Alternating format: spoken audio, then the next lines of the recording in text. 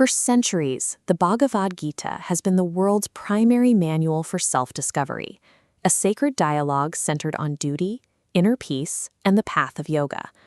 A look at the text through the lens of cold political realism reveals a different story.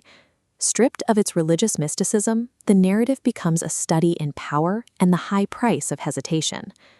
Through this strategic prism, the defining moment of the epic, where the hero Arjuna lowers his bow in a crisis of conscience, represents a truly catastrophic failure of leadership. At the start of the battle at Kurukshetra, Arjuna held every tactical advantage.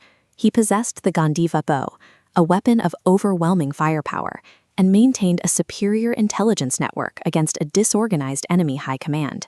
He stood positioned to launch a decisive preemptive strike. Instead, he surrendered this advantage, allowing his own psychological paralysis to stall the campaign until he could secure a clean moral conscience. This delay transformed a potentially surgical strike into an 18-day massacre. By the time the war ended, 4 million people lay dead on the field. This slaughter effectively erased the entire administrative and warrior caste of the subcontinent. Without a professional class to govern or defend the borders, the entire civilization's structural integrity collapsed from within, creating a power vacuum that invited foreign invasions for the next 2,000 years. Arjuna's desire to remain a good person practically guaranteed the darkest era of his civilization's history. At this scale, personal morality functioned as a civilizational liability. Imagine rewinding history to that precise moment of hesitation, just as the opposing legions began their morning formations. In this alternate timeline, Arjuna ignores the impulse to debate. He rejects the need for spiritual guidance and immediately adopts the role of a pragmatic architect of war. He executes what we can call the silent arrow strategy. While the enemy's high command is still unarmed and performing their morning rituals, Arjuna launches a targeted strike to decapitate their leadership. This act explicitly violates the Dharma Yuddha, the established ancient code of honorable warfare. But the Machiavellian justification is clear. By discarding the rules of petty morality, Arjuna saves the broader structure of his civilization. He ends the conflict in 18 hours, preserving the very lives that were lost in our historical timeline. By keeping the scientific and administrative classes alive, the subcontinent avoids the Dark Ages, entering an unbroken golden age of technological progress.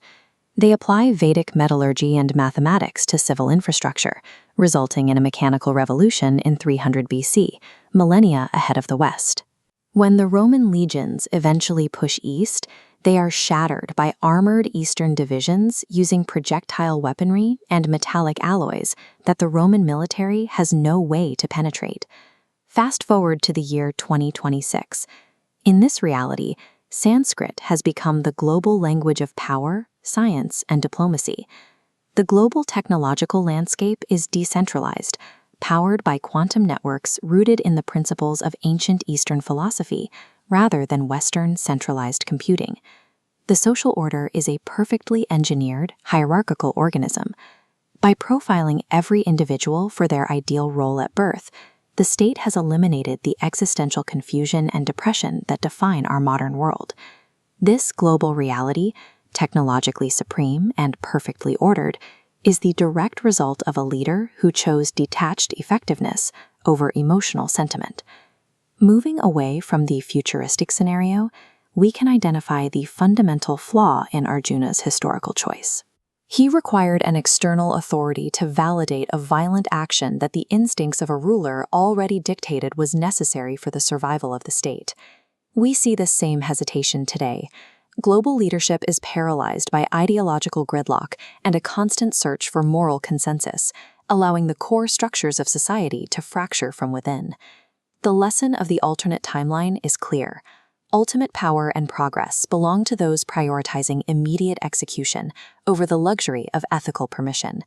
Consider your own approach to leadership. Are you waiting for a divine sign to explain why you must act, or are you the one who simply releases the arrow?